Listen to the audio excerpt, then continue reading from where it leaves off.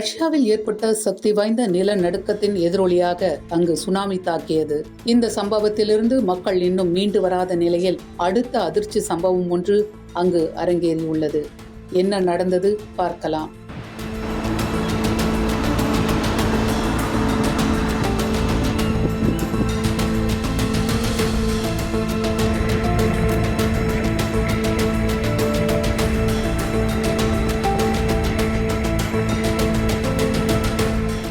ரஷ்யாவில் சக்தி வாய்ந்த நிலநடுக்கம் ரிக்டர் அளவுகோலில் 8.7 பதிவானது. இந்த நிலநடுக்கம் சுமார் 3 கிலோமீட்டர் ஆழத்தில் மையம் கொண்டு இருந்ததாக கூறப்பட்டது.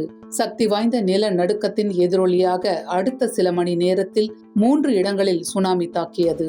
திடீரென சுனாமி தாக்கியதால் அங்குள்ள மக்கள் வீதியில் உறைந்து போயுள்ளனர்.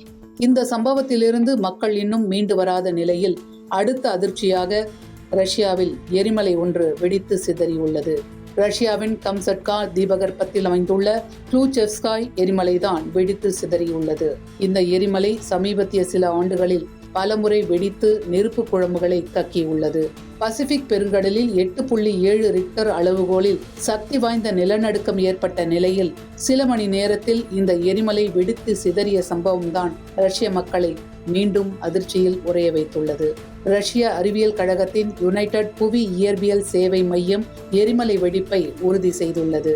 புதன்கிழமை பசிபிக் பெருங்கடலை தாக்கிய 8.8 ரிக்டர் அளவிலான பயங்கர நிலநடுக்கத்திற்கு பிறகு ரஷ்யாவின் கம்சட்கா தீபகற்பத்தில் உள்ள க்ளைச்செவ்ஸ்கோய் எரிமலை வெடிக்கத் தொடங்கியது. கடைசியாக 2025 ஏப்ரலில் இந்த எரிமலை வெடித்தது. ரஷ்யாவில் கடந்த 24 மணி நேரத்தில் ஏகப்பட்ட விஷயங்கள் நடந்துவிட்டன.